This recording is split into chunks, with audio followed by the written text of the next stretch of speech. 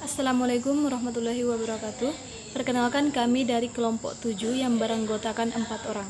Pertama ada saya Masida dengan NIM H02203446 selaku moderator dan selaku pemateri pertama. Yang kedua ada Sartika dengan NIM H02203039 selaku pemateri kedua. Kemudian ada Rasnawati dengan NIM H02200027 selaku pemateri ketiga, dan ada Mardina dengan NIM H02203447 selaku pemateri keempat. Video kali ini bertujuan untuk memenuhi tugas mata kuliah Profesi Kependidikan dengan dosen pengampu Bapak Dr. Haji Muhammad Jamil Barambangi MPD dan Pak Aprisal SPD MPD. Baik, langsung saja mengenai pembahasan pertama mengenai pengertian merdeka belajar. Di sini pengertian merdeka belajar adalah kemerdekaan belajar, yakni memberikan kesempatan belajar sebebas-bebasnya dan senyaman-nyamannya kepada anak didik untuk belajar dengan tenang, santai dan gembira, tanpa ada rasa stres dan tekanan, dengan memperhatikan bakat alami yang mereka punya, tanpa memaksa mereka mempelajari atau menguasai suatu bidang pengetahuan di luar hobi dan kemampuan mereka, sehingga masing-masing mereka mempunyai portofolio yang sesuai dengan kegemarannya. Sebab memberi beban kepada pelajar di luar kemampuannya adalah tindakan yang tercela secara akal sehat dan tidak mungkin dilakukan oleh guru yang bijak. Ini tak ubahnya seperti murid yang buta, lalu guru memintanya menceritakan apa dan bagaimana matahari kepada teman-temannya. Lalu pembahasan yang kedua ada konsep dasar merdeka belajar. Di sini konsep merdeka belajar ala Nadiem Makarim terdorong karena keinginannya menciptakan suasana belajar yang bahagia tanpa dibebani dengan pencapaian skor atau nilai tertentu. Merdeka Belajar menjadi salah satu program untuk menciptakan suasana belajar di sekolah yang bahagia, suasana yang happy bagi peserta didik maupun para guru. Adapun yang melatar belakangi diantaranya banyak keluhan para orang tua pada sistem pendidikan nasional yang berlaku selama ini. Salah satunya ialah keluhan soal banyaknya siswa yang dipatok dengan nilai-nilai tertentu. Ditambahkan pula bahwa program Merdeka Belajar merupakan bentuk penyesuaian kebijakan untuk mengembalikan esensi dari asesmen yang semakin dilupakan. Konsepnya mengembalikan kepada esensi undang-undang kita untuk memberikan kemerdekaan sekolah menginterpretasi kompetensi-kompetensi dasar kurikulum menjadi penilaian mereka sendiri, seperti disampaikan oleh Dirjen Guru dan Tenaga Kependidikan atau yang disebut dengan Dirjen GTK, Kemdikbud Supriano. Materi selanjutnya yaitu kebijakan Merdeka Belajar. 1. Mengganti USBN. Ujian Sekolah Berstandar Nasional atau USBN selama ini menentukan kelulusan siswa sekolah. Nadiem akan mengganti USBN itu dan membebaskan tiap-tiap sekolah untuk melaksanakan ujian secara otonom. Namun ini belum bersifat wajib bagi sekolah. Jadinya ini kita memberikan kemerdekaan bagi guru-guru penggerak di seluruh Indonesia untuk menciptakan konsep-konsep penilaian yang lebih holistik, yang benar-benar menguji kompetensi dasar kurikulum kita. Bukan hanya pengetahuan atau hafalan saja, kata Nadiem. 2. Menghapus UN. Ujian nasional atau UN bakal dihapus nanti, diganti dengan asesmen kompetensi minimum dan survei karakter. Pelaksanaan ujian pengganti ujian nasional akan digelar di tengah jenjang, bukan di junjung jenjang seperti ujian nasional saat ini.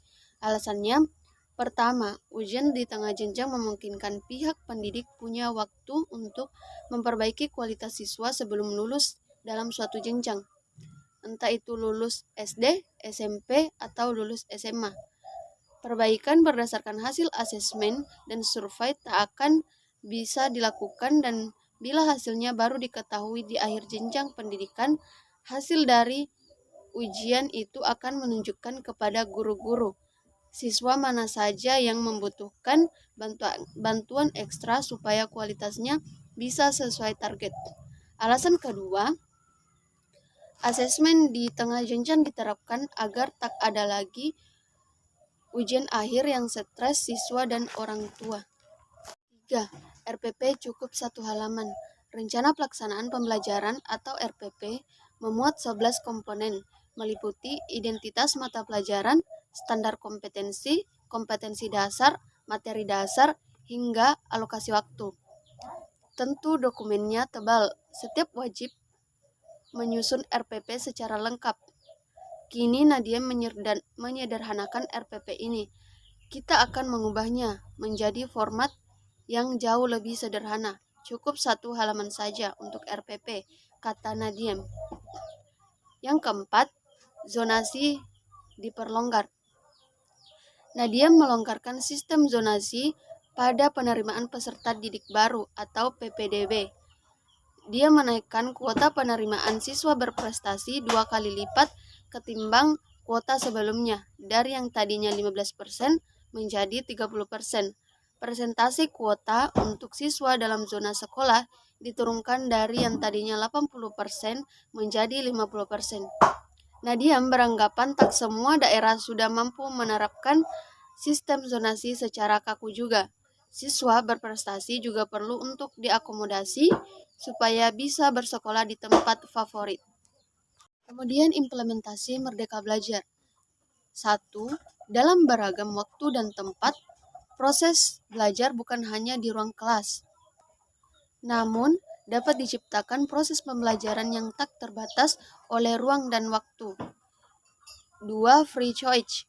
Dipilih peserta didik sesuai perangkat, program atau teknik belajar sesuai peserta didik, mempraktikkan cara belajar yang paling nyaman sehingga kemampuannya terus terasa. 3. Personalized learning. Menyesuaikan pelajar dalam memahami materi, memecahkan jawaban sesuai dengan kemampuannya.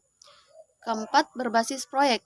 Peserta didik diajak menerapkan keterampilan yang sudah dipelajari dalam berbagai situasi.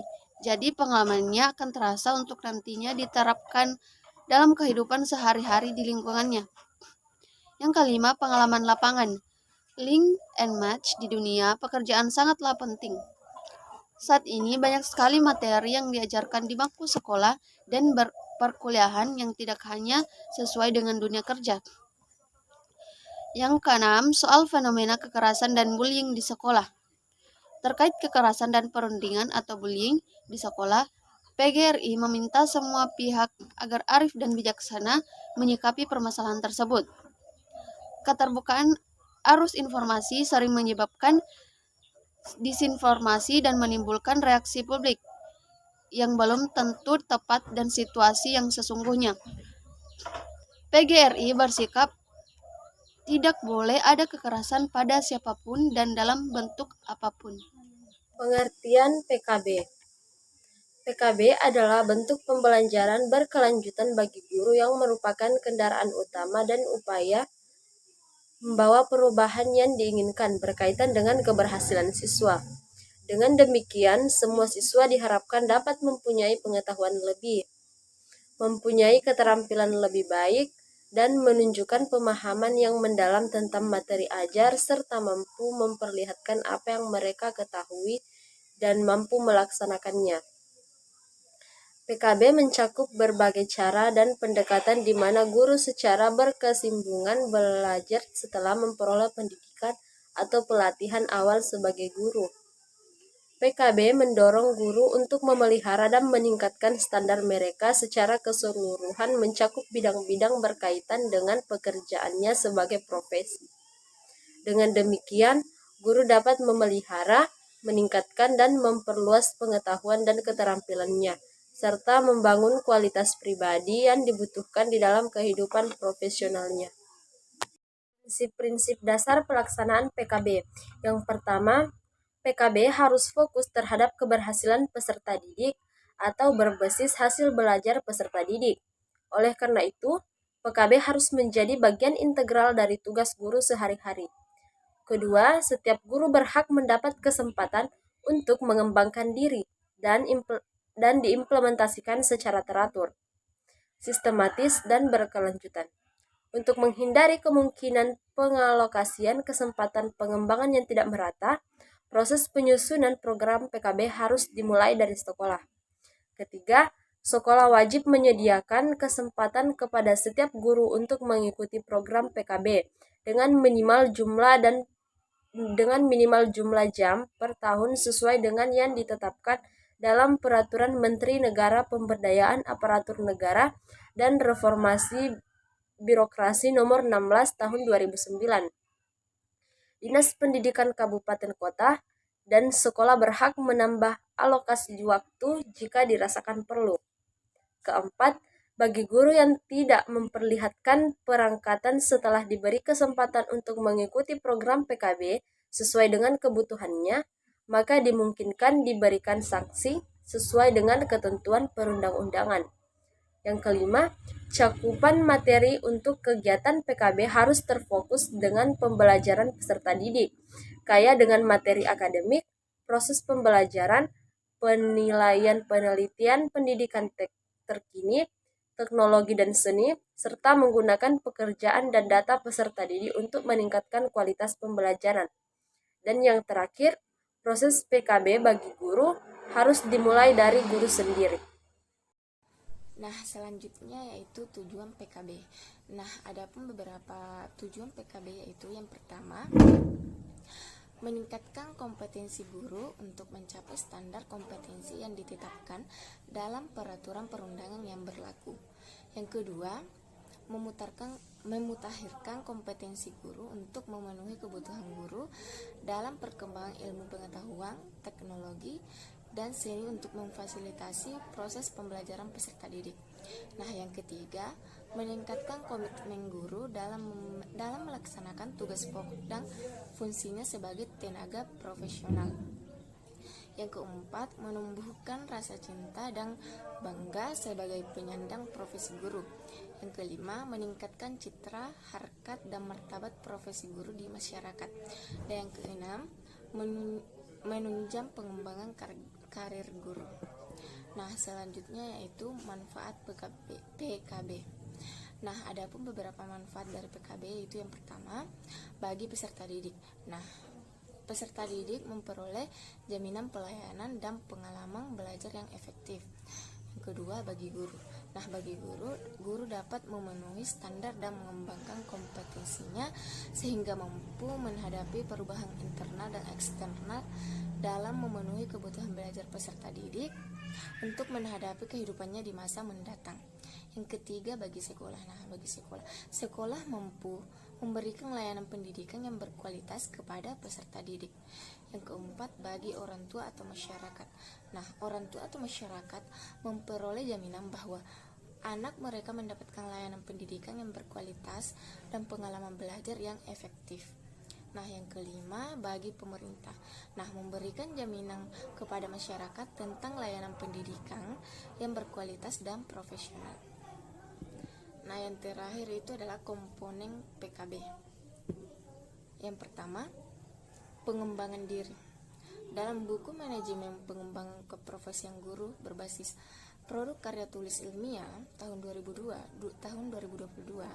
dijelaskan bahwa pengembangan diri adalah upaya untuk meningkatkan kompetensi diri agar sesuai dengan peraturan perundang-undangan dan perkembangan pendidikan. Yang kedua, publikasi ilmiah. Publikasi ilmiah sendiri mencakup 3 hal, yaitu presentasi pada forum ilmiah, publikasi hasil penelitian atau gagasan inovatif, serta publikasi buku teks pelajaran, pengayaan atau pedoman guru. Nah, yang ketiga yaitu karya inovatif. Karya inovatif adalah karya yang sifatnya mengembangkan, memodifikasi, atau melakukan penemuan baru sebagai kontribusi terhadap peningkatan kualitas pembelajaran. Baiklah, semoga seluruh rangkaian video pembelajaran kali ini dapat diimplementasikan in our daily activities. Apabila ada kesalahan, kami mohon maaf. Kami pamit undur diri. Assalamualaikum warahmatullahi wabarakatuh.